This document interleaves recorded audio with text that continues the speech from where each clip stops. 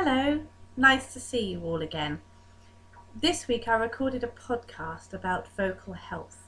So if, like me, you're suffering in the cold a little bit, I know it's not cold yet, but it certainly is getting colder. And because I'm parsimonious, to say the least, I don't like to put the heating on when it's just me in the house. So I've got lots of layers on to keep warm, and I especially like having a scarf around my throat to try and keep my vocal folds nice and warm. But you can hear that my voice isn't as strong as it usually is. There's a slight crackle at the edge of the voice because of the cooler air and the lack of moisture in the air. You can combat this by having bowls of water near radiators and things, if you haven't got a 4-year-old son like me, who would knock over a bowl of water near a radiator. So, if you're interested in some tips on vocal health, do check out my podcast, Elocution by Midwinter Tuition. You can easily find it on iTunes or on the podcasts app if you've got an iPhone, but it's really easy to find. You can find it on my website, midwintertuition.co.uk as well. In the blog this week I've spoken about the bone prop, particularly the Annie Morrison bone prop, and I've also written about how to transfer your new elocution skills to your day-to-day life.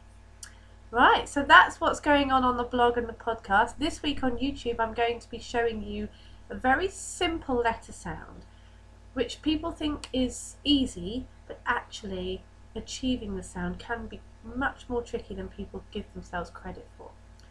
And it's the very first letter of the alphabet, and it's the way that a lot of primary school children will learn this sound. Ah. Sounds easy, looks easy, but when you try and put it into words, sometimes it's hard to keep that gap. Now, this is where exercises like this come into their own. If you practice making the sound like this, ah, ah, ah, ah, and then take the thumb and finger away, ah, ah, ah, ah, you'll be able to keep that gap, because that gap is so important for this sound. Then once you've got the hang of the lovely ah, you can see how far down my tongue is for that sound. It's really out of the way. Ah. Try adding consonants in front of it. Ba, ka, da, fa, ga, ha. And go through all the consonant sounds. Then try some consonant blends. Tha, thra, cla, sla, fra. Then try adding consonants at the end. At, ap, ab, ak, ad. And you'll hear that pretty soon you're making some of the very short vowel consonant based words. Then you can do consonant vowel consonant. So you can do cad, bad, bat, bap, pad, cat. Oh, did I say cat already?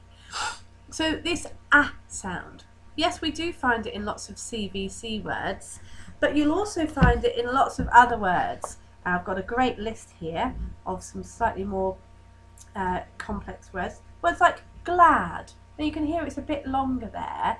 Glad, or lamp. That's quite short, that one. Also have and bad. So they can sound quite short as well. Pat, man. Sounds a bit longer, that one, doesn't it? Lamb, rash, van, thank. What else have I got here?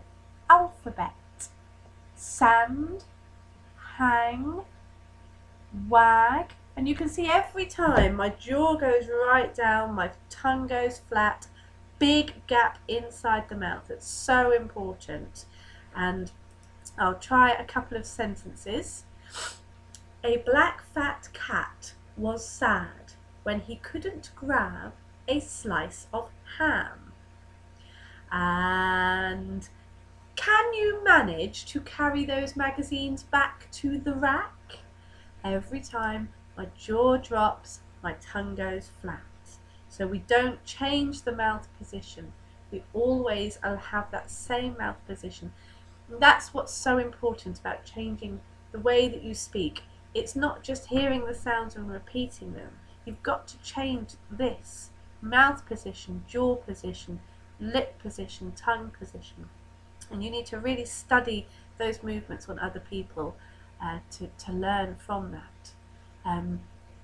I've got a misalignment of the jaw at the moment that I'm being treated for by the doctors. So I'm finding some of the stretching exercises quite hard, so I can't show you them. But you know that if you stretch this mouth shape out nice and big, it's going to help you to build that muscular strength in the mouth to make these sounds even more accurately. So go and practice the ah sound, listen for it today, look out for it in printed matter. The tricky task is spotting the difference between ah and ah, and we'll look at how we compare the short ah next time. I think 6 minutes is plenty of time on the ah sound. So have a lovely day, and I'll see you all soon. Goodbye.